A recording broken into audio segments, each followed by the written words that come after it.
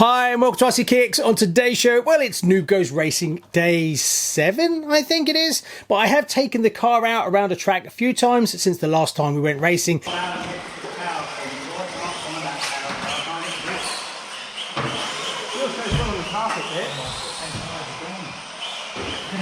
But today's the day we go racing again, so before we do that, I just want to go over all the upgrades and changes and mods fixes. There's been quite a few fixes. I had a bit of a fundamental issue. Luckily, I got away with it, and then I found out what was going on. So in this episode, we're going to look at all the fixes that I've done, all the upgrades I've done, and a few modifications as well. So hit it, Charlie.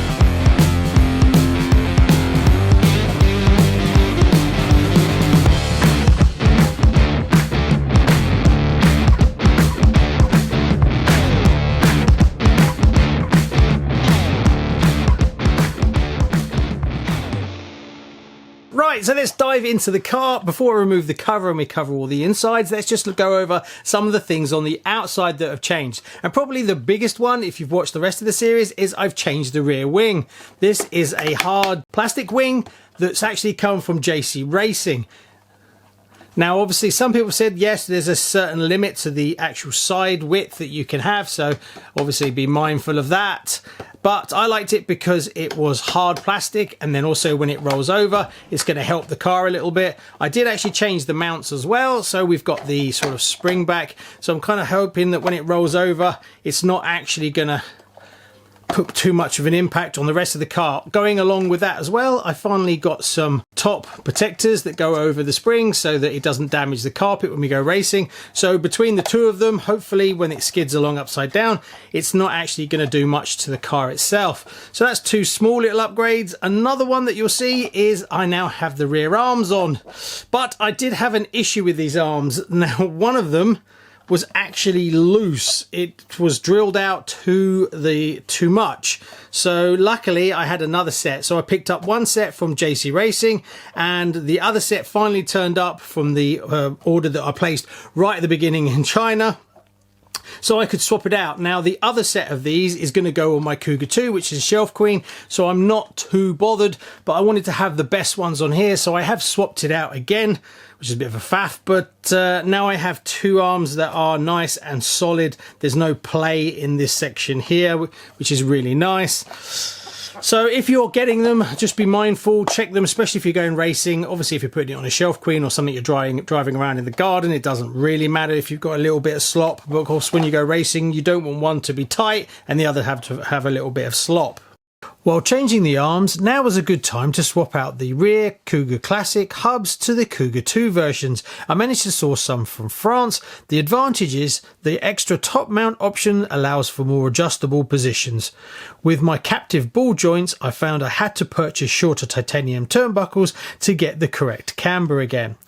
I still need the Cougar 2 bulkhead to take advantage of them, and I hope to fit one soon. Another thing that I've fitted since then is this carbon brace that goes across the front here, which actually goes onto the two pins to stop you bending your pins. And I have replaced the pins in these because I had bent them myself, so that was another small little upgrade. Another thing that I've done is I've actually changed the ball cups in the front. Because they're popping off, I've gone for the more modern ones. These were gifted to me, so that should help stop me popping ball joints. Now, if this carries on, I can actually go to the captive ones, which is what I've got on the outsides. But with my driving, having a little failure point at the moment is probably a better way to go. But I have now fitted them on the rear as well. So I don't know if you can see that. So I have them on here, but I haven't fitted them on the inside. So I still have a failure point, so we'll see. But the main thing is that if I do pop one, I won't lose it. It can just be popped back on again. But these are super tricky to get on. So if one of those pops during a race, I'm pretty much out of the race really, because it just takes too long to get them back on because of where they are. I think that pretty much covers everything on the outside. Oh, another thing that I did change the oil in the rear. It was 30 weight. I went down to 25 weight. So hopefully that's going to help soften the back up a little bit. Maybe I have to go a little bit more. Right, let's get the cover off. Now, I did take it racing and it actually had an intermittent fault. Well, it turned out the motor was cutting out, but it turned out to be the sensor wire. The sensor wire had actually snapped at the back, so I've changed that. Another thing that I've done, just a small thing to clear things up, is I've actually fitted some cable management. So I removed the heat shrink and now I've fitted these, which is a little bit nicer. So I'm really happy with those. They come out really nicely, just to sort of bring things up a little bit. Also, the battery connectors, I've now changed the battery connectors to these ones. We'll put on the screen what they are, where I got them from, just to make it a little bit more obvious. They are a bit of a pig to fit, but once fitted they are really nice, so I changed those as well. All in all, it's looking all right. The only thing that I would like to improve now is obviously do something with this wire here, these wires, to make them look a little bit neater. So maybe at some point I will do something with those. I changed these out. These are now purple. Yeah, we all love a little bit of purple. But I'm not sure. I think I've done that since the last race. I honestly can't remember. Rear tyres. I now have two option sets of tyres. I have the yellow cactus and then I have these, the silver. These are super soft, but I have two full sets now. So I can swap them over. So I'm going to try these today and see how I get on with the super softs. We'll have to see. The fronts are still the same. I have got replacement front tyres, but I need to get some rims so that I can actually just swap them over. So I've got to do that as these are all glued on. Obviously, I added a little bit extra weight in the nose. Now, the big issue I had was I was getting some notching in the drive. It was feeling really weird. Well, it turns out when I actually went in and had a look at it, the ball diff section here has little rubber sort of side rails on them to stop the belt from falling off. One of them had completely disintegrated and it was eating it, so it was getting all notchy as this was basically melting and getting into all the teeth. So I'm glad I actually found it. The belt itself was slightly damaged, so I had to replace the belt. I got a new one of these. While I was at it, I actually swapped out the plastic housing and now it has this lovely metal housing. So it looks the part, as well as I put ceramic balls in. So now it has ceramic balls in the diff, also ceramic bearings all round. Now you could say, what's the point? But I wanted to see for myself, it is super smooth. Really like it. It definitely has a different feel about it, but whether you're actually going to get a return for that investment, probably not unless you're right at the top of your game and every little bit helps. But I wanted to try it on one car. Now, I can't remember if it was in the last video or not, but I've actually changed the bottoms of the suspension. These are now the alloy ones, which gives you a little bit extra travel. After rebuilding the whole back end, it does feel quite nice. Now, a few people have commented the reason that it failed was because the belt was too tight. So when I put it back together again, I didn't know this, and I think I may have set the belt too tight as well, as the actual notch over here is a little bit far. It should be more pointing up this way, but it does feel really nice. So I don't think I can face dismantling it all over again. So we'll just have to wait and see whether it will actually fail again like it did. If it does, I will remember where it is and set it a little bit looser.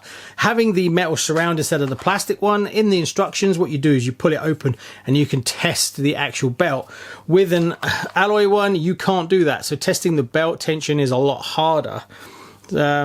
But we'll see. At the end of the day, I've got a few extra parts as I replaced all these. So if it fails again, I don't have to buy anything. I can just take it to pieces and then fix it up. So it's not the end of the world. Another thing, I fitted these, which is the U7243s, which are the alloy washers that go into the diff itself. Now, it turns out I actually bought a set of these and I couldn't find them.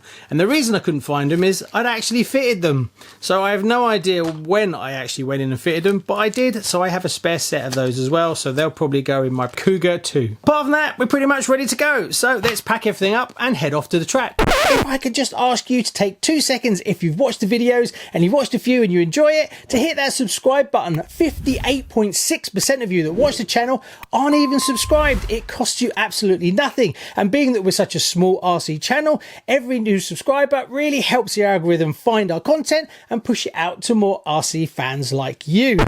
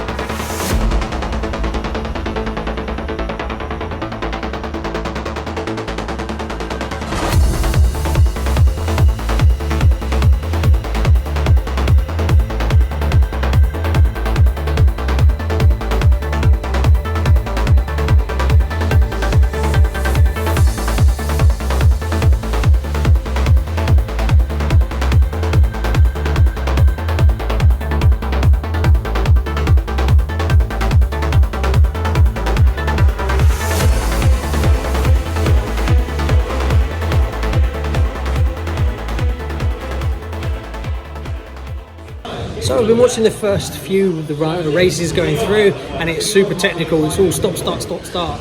So I've changed back to my yellow dot wheels because I had a quick go on the track and the back was kind of quite loose. So we're going to see if this is better or worse. Otherwise I'll change back after the first race. So let's see how I get on. Qualifying round 1, I'm car 3, but car 2 is missing, so 1 away, then I'm away. Now I'm desperately trying to hold on to sticking with the Pro Cat in front of me in the bright yellow. Now he is faster than me, so I'm desperate to try and stay with him. I'm sitting on him currently, a little bit wide there, which is a bit of a shame. I've started to drop back, and if you look, it's tiny little mistakes like that start to cost me time. I'm still sitting with him, but I'm slowly falling back. I catch up a little bit there, and then I'm right on him. That was really good, but then he starts to pull away again. Unfortunately, he just doesn't make mistakes where I do. I cut the corner a little bit there, so I'm right on him. This cost me because I went too deep. Then there's an accident between 3rd and 4th, I think it is. And you see he's started to pull away. So I'm desperately holding on a bit deep there, made another little tiny mistake, and that's kind of how this race goes. I'm just making mistakes, tiny little ones. I'm not crashing properly, but just things that are slowing me up. That cost me quite a bit back then. So as you can see, he's really started to pull a lead.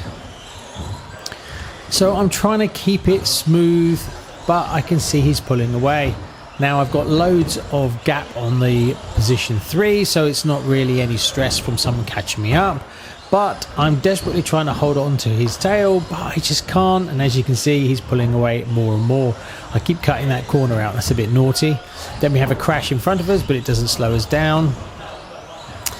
Changing to the 25 weight really has helped across those bumps. The car feels much settled. Now we skip forward and I'm still in 2nd position, but as you can see, I've now dropped almost half a lap to P1. So considering it's 19 to 20 laps, half a lap down, probably the cleanest one I've had for a while, but as you can see, whatever I do, I just can't keep up with him. So that's qualifying 1, and I didn't hit anything. It was as clean as I could get it, so I was really chuffed with that. But I wasn't the fastest on the track. I dropped back. There's a Pro Cat that's just edging away from me. But all in all, that's probably the cleanest race that I've done. So I don't know what to do to catch him up. I just don't think I can. Maybe a little bit of camber on the rear, maybe a bit more. And gonna have to start pushing a little bit harder. But then I'm gonna make mistakes, aren't I? So let's see. Maybe I'll push a little bit harder. And it might be messy, but maybe quicker. I don't know. We'll see. Now we kick off round 2, and the missing car from the last race is back in it, but I am now in 2nd place. Now I'm again desperately trying to keep up with the faster yellow Pro Cat in front of me, but he's already pulled a great lead. Really happy that the car sits across those bumps much better, so I think I've got the actual shock oil about right for this track. Now I'm holding on desperately, and I've pulled a gap from position 3.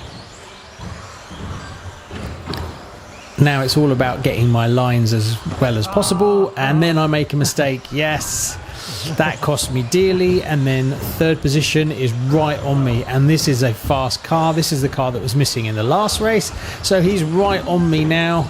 And yeah, it doesn't take very long for the pressure to build, and I've kind of got to let him go really.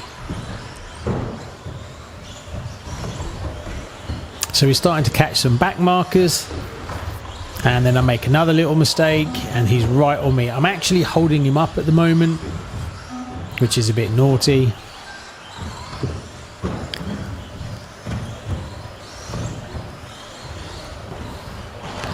So I make another mistake and then he goes through. Now if you look at, I'm desperately trying to hold on to him, but he will start to pull away pretty quickly.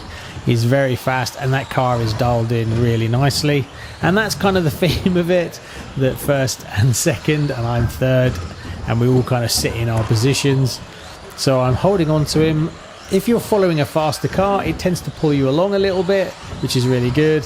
Not sure how. And then, yeah, that was just a bit unlucky that I came down too hard. And then obviously he's pulled a much bigger lead on me now, so I'm kind of sitting comfortably in third position.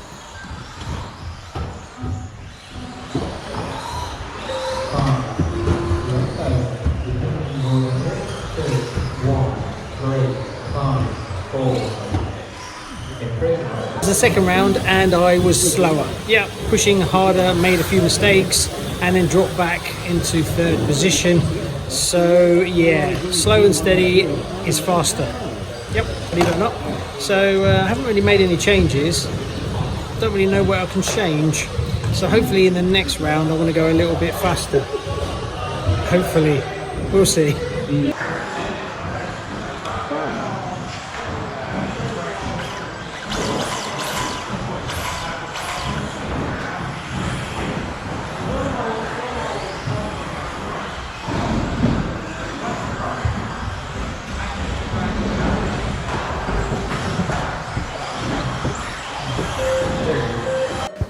Qualifying round 3, let's see if I can do any better.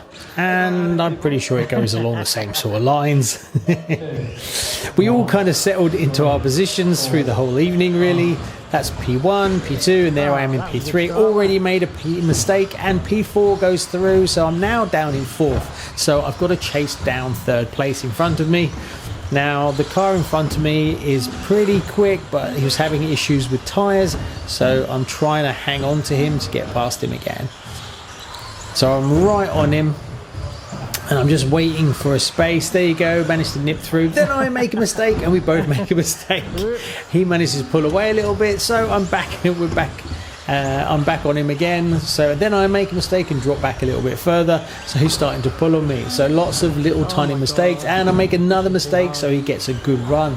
So now I am deep down in 4th position, so I need to hunt him down again. So I settled down, calmed down a little bit, and then just try to put in some clean laps. He makes a mistake, which is good because it catches me up, and then I flip it over and there's no marshal, so I have to wait ages. So now I am all the way back in 4th position, and 3rd is a good couple of corners ahead of me.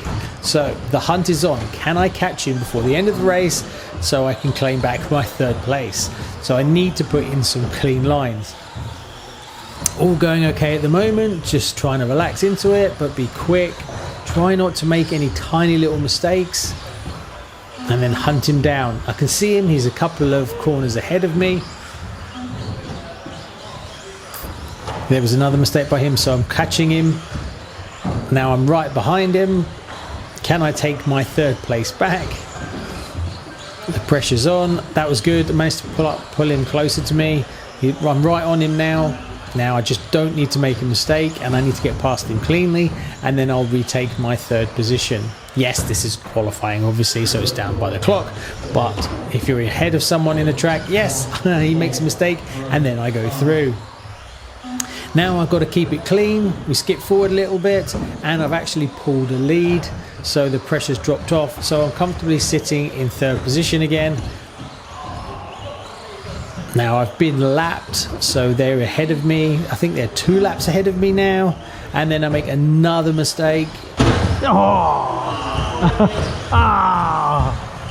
That's the end of that. So that was qualifying round 3, and I'm getting worse and worse and worse. The first qualifying was brilliant, the second one not quite as good, third one terrible. So yeah, still came third though, but hopefully I was trying to push to get second, but I think third is where I'm going to be. So we've got one more to actually race, so let's see how that goes. So here we go into the A final, and the A final because there wasn't that many cars today. So again, it's just the same. I'm in P3, and again the faster cars, the yellow cat, and it was a Traxxas, I think, in P1 and P2, and they are just faster than me. Their times are very close. Then it's me, and then it's the pink Pro Cat behind. So I'm sitting comfortably in third place at the moment. All I'm trying to do is desperately keep up until I make another silly little mistake that then costs me a few seconds because of that little block thing sticking out. And it's these kind of small mistakes that just keep costing me, and that's down to my driving.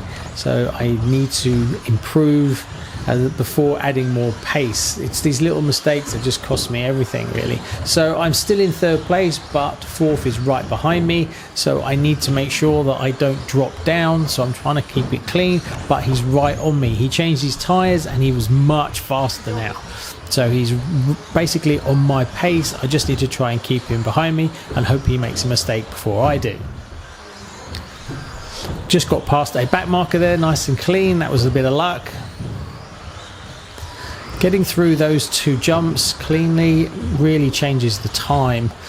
So he's right on me, and you can see he's much faster. We skip forward, and I think he dropped him. Yeah, he's a few corners behind, but then I'm looking at getting lapped again by the faster neon green Pro Cat.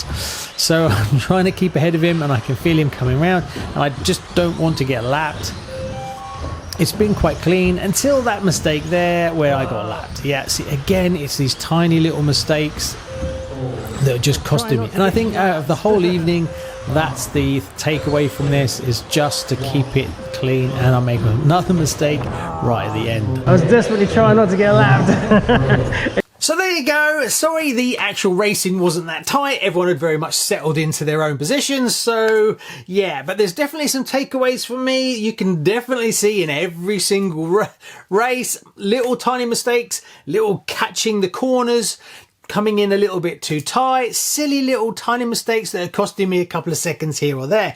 If I get a lovely clean lap, I'm not that far off the leaders, but I just need to keep polishing, and when you get to a certain level, that's basically it. You've got to be super fast and make zero mistakes. Now we've kind of taken the Cougar Classic as far as we can, really. I'm going to race it one more time, as I definitely need to dial in the diff. I think because I changed so much of it, it's not quite right. Loosening it up a little bit may help. Great to get the actual rear shocks dialed in finally, so it now handles the bumps but is still nice and tight on the straights. So what would you like to see next? Do you want to see something that's super vintage again, something like a Pro Cat 4-wheel drive, maybe something ultra modern, the team associated or something along those lines, or a new Schumacher 2-wheel 4-wheel drive, or something that's a couple of years older? I kind of like the KD 2-wheel drive KD from Schumacher, maybe one of those. What I'm going to do is, in the community page of the YouTube channel, I'm going to put up a few choices, and then you can all vote on it. And the one that gets the biggest votes is the car that I will get, and then we will go racing with it and upgrade it and things like that. So thanks very much for sticking with the series. I hope you like it. Also comment below. I definitely need to get a better camera. The light levels in the actual track area is not that bright. It's fine when we're driving, but my camera seems to not really like it. It's looking a bit grainy, even though that's supposed to be 4K. So I'll have to look at getting a better camera for the racing footage as well. Anyway, thanks very much. See you on the next one. Bye bye.